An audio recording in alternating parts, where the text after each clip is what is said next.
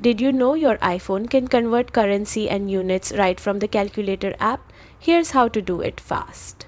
Like and subscribe for more iPhone tips. First, open the calculator app. If you're using the iPhone in portrait mode, turn it sideways to enter scientific mode.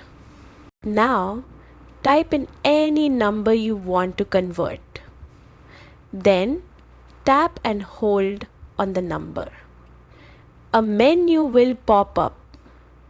Choose Convert. You will see options like currency, length, weight, temperature, and more.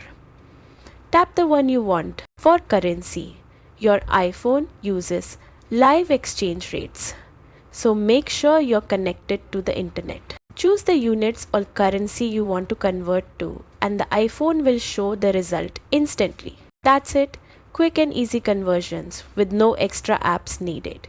Like and subscribe for more hidden iPhone features.